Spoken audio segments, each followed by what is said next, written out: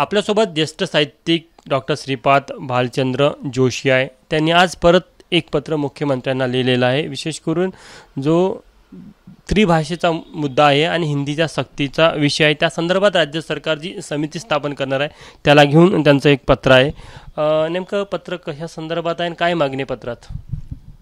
सरकारने काल दोन्ही संबंधित शासन निर्णय रद्द केल्याची घोषणा केली।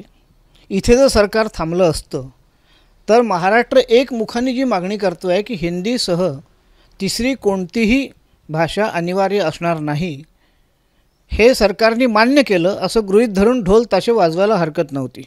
आता जे ढोल ताशे बडवले जात आहेत हे फसवे आहेत। याला कारण असं आहे की सरकारने अजूनही आपला हेका सोडलेला नाही। समिती नेमण्याची गरजच नाही आहे ना। जर 2.5 महिने लोक तुम्हाला सतत ओरडून सगळं सांगतायत, पत्र लिहितायत, विनंत्या करतायत, अर्ज करतायत, तुमच्यापर्यंत सगळं पोचवतायत, सगळे तज्ज्ञ सांगतायत, एवढं विचारमंथन महाराष्ट्रात झाल्यावर सगळे राजकीय पक्षसुद्धा त्या तज्ज्ञांच्या म्हणण्यावरती एकत्र आल्यावरती जर सरकार पुन्हा आपला हेकाच कायम ठेवत असेल तर याचा अर्थ हा महाराष्ट्राचा अवमान करताय ना सरकार। सगळ्या तज्ज्ञांचा, सगळ्या कार्यकर्त्यांचा, सगळ्या मागण्यांचा, या सगळ्या मागण्यांचा अधिक्षेप करून सरकारने काय केलं? रद्द केले GR, आम्ही स्वागत केलं। परंतु तिथे जर सरकार थांबलं असतं तर आम्ही स्वागत नसतं केलं, सरकारच्या गळ्यात जाऊन आम्ही मोठे तामिळनाडूवरून बोलवून हार घातले असते। आज परिस्थिती अशी आहे की सरकारने कशाकरता नेमली आहे समिती? त्रिभाषा सूत्रासाठी नेमली। त्रिभाषा सूत्र म्हणजे काय? तुम्हाला तिसऱ्या भाषेची सक्ती अजूनही करण्याची इच्छा कायम असल्यामुळे तुम्ही समिती नेमली। जर ती नसती तर मुद्दा इथेच संपवायला हवा होता। पत्र आम्ही हे लिहिलेलं आहे की अख्ख्या महाराष्ट्राची ही भावना झालेली आहे की सरकारला अजूनही तिसरी भाषा अनिवार्य करण्याची इच्छा कायम आहे, हेका कायम आहे। आणि एवढं मोठं सगळं महाराष्ट्राने आपल्या सगळ्या भावना व्यक्त केल्यानंतरही सरकार त्याचा अधिक्षेप करते आहे, हे आम्ही सरकारला कळवलं आहे की या महाराष्ट्राच्या संबंधित क्षेत्राच्या भावना आहेत। नरेंद्र जाधव यांच्या नेतृत्वात समिती असणार अशी चर्चा आहे, कशा प्रकारे बघता तुम्ही? नरेंद्र जाधव आम्हाला अर्थतज्ज्ञ म्हणून माहिती आहेत। आम्ही सरकारला विचारलं आहे की ते बालमानसशास्त्रज्ञ आहेत का, भाषा विज्ञानातले तज्ज्ञ आहेत का, भाषा शिक्षणातले तज्ज्ञ आहेत का, शिक्षण तज्ज्ञ आहेत का? नेमकं या विषयाशी जर एखाद्या आदरणीय व्यक्तीचा संबंध नसेल तर त्या व्यक्तीला समोर आणून तिला सरकार वादग्रस्त का करू इच्छिते हे आम्हाला कळत नाही आहे। आमची माहिती चुकीची असेल तर आम्ही सरकारला हे म्हटलं आहे की असं जर ते असतील तर कृपया आमची माहिती दुरुस्त करा, आमच्या ज्ञानात भर पडेल। मुद्दा असा आहे, आमचा अनुभव असा आहे, पूर्वानुभव, की हे सरकार ज्या वेळेला मराठी विद्यापीठाच्या संबंधातही, सांस्कृतिक धोरणाच्या संबंधातही ज्या समित्या नेमल्या त्याच्यामध्ये कटाक्षाने जे लोक सरकारच्या भूमिकेला सहमत नसतात त्यांना कटाक्षाने दूर ठेवून आपल्या परिवारातल्या लोकांना घेऊन सरकार समित्या नेमतं आणि आपल्याला पाहिजे त्याच पद्धतीचा हेका पुढे रेटतं। हा पूर्वानुभव लक्षात घेता आम्ही यावेळेला सरकारला आधीच कळवलं होतं की जर तुम्ही याच्यावर पुन्हा कोणाशी चर्चा करणार असाल, त्यावेळेला जाधव समितीचा निर्णय नव्हता आला, तर तुम्ही कोणाकोणाशी करायला पाहिजे चर्चा, कशा करायला पाहिजे, त्याची कार्यपद्धत, वेळापत्रक जाहीर करा, चर्चा कोण करणार ते सांगा, कोणाशी चर्चा करणार ते पारदर्शकपणे जाहीर करा आणि कळू देत ना आम्हाला की तुम्ही ज्यांच्याशी चर्चा करणार आहात ते खऱ्या अर्थाने या क्षेत्रातले तज्ज्ञ आहेत की नाही। तुम्ही एखाद्या अर्थशास्त्रातल्या किंवा इंजिनिअरिंगमधल्या किंवा मेडिकलमधल्या तज्ज्ञाशी चर्चा कराल तर त्याला काहीच अर्थ राहणार नाही। काय वाटतं तुम्हाला की इतका मोठा महाराष्ट्र एक सांस्कृतिक आणि साहित्याची एक मोठी परंपरा आहे, मोठमोठे या क्षेत्रातले तज्ज्ञ देखील आहे, जर सरकारला समितीवर सदस्यच पाहिजे असेल तर तुम्ही कोणाचं नाव सुचवाल? कोण असं वाटते तुम्हाला की जे योग्य आहे? आम्ही सरकार आमची मागणी, आम्ही तर ही समिती नावाचा प्रकारच नको आहे हे सांगितलेलं आहे आणि तुम्ही जी काही समिती नेमली असेल ती रद्द करा ही पण मागणी केलेली आहे। सरकार ते करेलच याच्यावर आता विश्वास उरलेला नाही, कारण सरकारने आतापर्यंत या बोटाची थुंकी 4दा त्या बोटावर केलेली आहे। सरकारने आपली विश्वासार्हता सरकार का गमावतं आहे आम्ही वारंवार सरकारला सांगतोय। आमचं सरकार आहे, आम्हाला आवडणार नाही आहे सरकारने विश्वासार्हता गमावलेली, आम्ही आणलेलं सरकार आहे।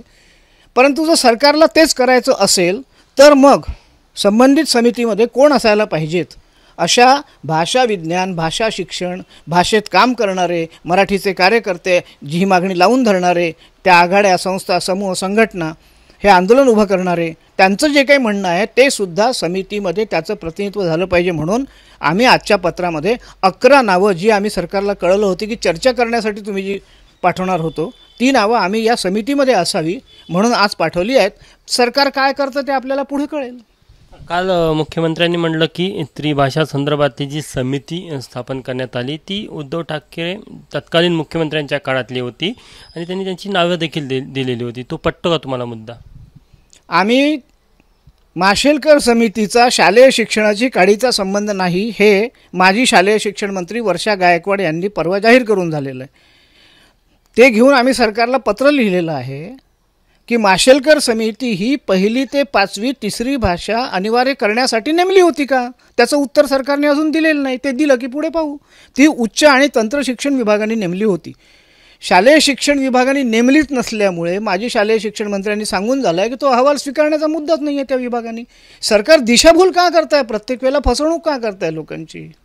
शेवटला प्रश्न, 2 शासन आदेश रद्द केले असं असताना परत एक समितीचं चर्चा पाहायला मिळते आपल्याला. त्यामुळे नेमकं यातनं काय सरकारला साध्य करायचं असं वाटतं तुम्हाला? सरकारला आपला हे का कायम ठेवून तिसरी भाषा अनिवार्य करायची आहे असं अख्ख्या महाराष्ट्राला वाटतंय. काल हा निर्णय जाहीर झाल्यानंतर हे आम्ही पत्रात कळवलं आहे महाराष्ट्राची भावना.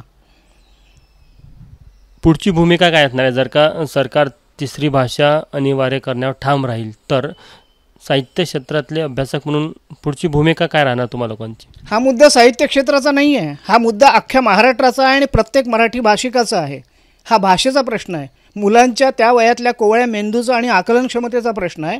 आणि त्यामुळे संपूर्ण महाराष्ट्र संयुक्त महाराष्ट्राच्या चळवळीनंतर पहिल्यांदा ऐतिहासिकरित्या मराठीच्या प्रश्नावर एकत्र आलेलं आहे.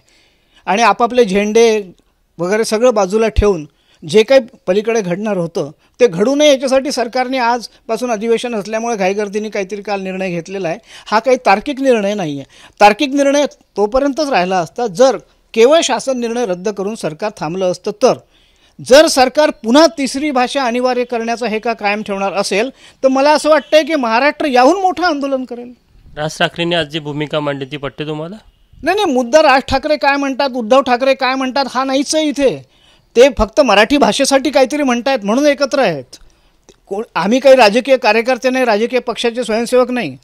आमचा मुद्दा हा तुम्ही त्या मुलांच्या आकलन शक्तीवर जो बोजा टाकताय त्यांनी पुढच्या पिढ्यांचं मराठी भाषेचं इंग्रजी सक्ती लादल्यापासून मराठीत मुलं नापास व्हायला लागली.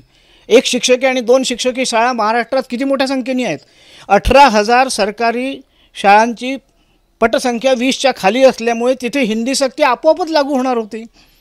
त्यामुळे हे आडमार्गाने पुन्हा तेच परत आणण्याचं जे धोरण आहे हे सरकारने कृपा करून सोडावं.